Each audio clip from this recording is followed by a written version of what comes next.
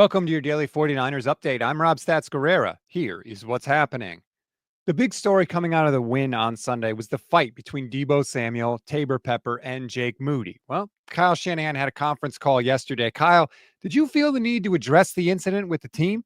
After the game and stuff, I didn't think it was too big of a deal, but after getting home and seeing it all on SportsCenter and everything and all that stuff, I wanted to make sure I did and talk to the guys about it, talk to a number of guys on the team, and we squashed it and we're good.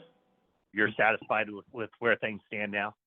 Oh yeah, totally. I think it was a little bit overreaction, and never want Deebo to throw a baby punch or anything on anybody on our own team. But Deebo also wasn't saying anything bad to Jake like it sounded. He was meeting him on the field, telling him to lock in. The same thing I'll tell to an offensive player is just drop some balls or made some penalties or something. You never sit there and belittle anybody or try to embarrass anyone. You try to challenge guys that you believe in, and that's how we speak to each other and telling someone they need to focus and lock in because we know you can do this. And I like Pep's intentions on it. I mean, he's got his kickers back, but I think he kind of interpreted wrong what Deebo was doing to him and overreacted a little bit.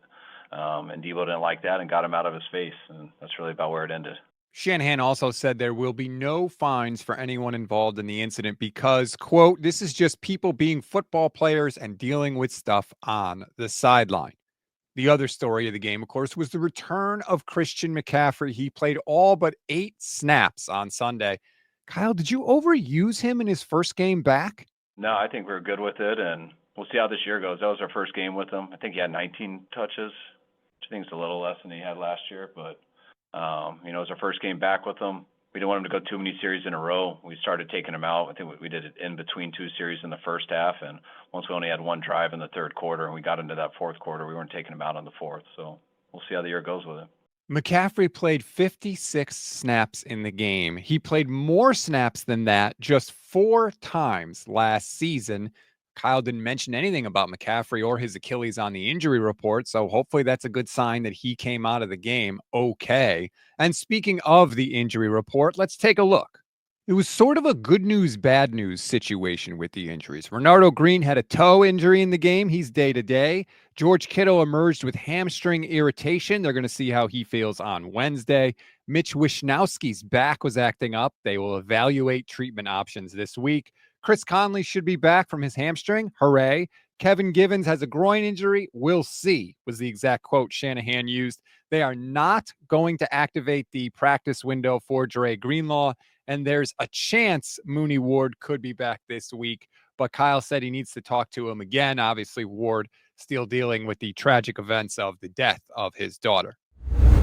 We always give you one thing to read, one thing to watch, and one thing you might have missed. One thing to read on this Tuesday. I always tell you this every week. The Minutia Minute from Matt Barrows. Go and check it out. There's always 2 to 3 things in there that I read and say, really? Damn. And then they become talking points for the rest of the week. I will drop the link in the description of this episode. One thing to watch. There could be a new addition to the special teams unit. Giants are signing former Giants cornerback Nick McLeod. He's most known for his work on special teams. Darrell Luter had another incident where he got too close to the returner on Sunday, and it cost the 49ers possession of the football. Could they make a change? We'll see. One thing you may have missed, the Bears definitely made a change at offensive coordinator. Shane Waldron is out. Thomas Brown is in. That's what happens when you go 23 consecutive possessions without scoring a touchdown. Now, why do you care, of course? Well, because the Niners play the Bears December 8th in Week 14. That's a wrap. In today's 49ers in 5, please rate, review, and follow the Gold Standard Podcast Network wherever you get your audio podcasts. Like and subscribe to the YouTube channel. Thank you, everybody. We just went over 15,000 subscribers this week. If you haven't subscribed already, please do so. I promise we'll earn your time. Click the bell so you get notified when we're live, which is every single weekday and after every single 49ers game for you. Enjoy your Tuesday, everybody. I'm Rob Stats Guerrera. We'll talk later today.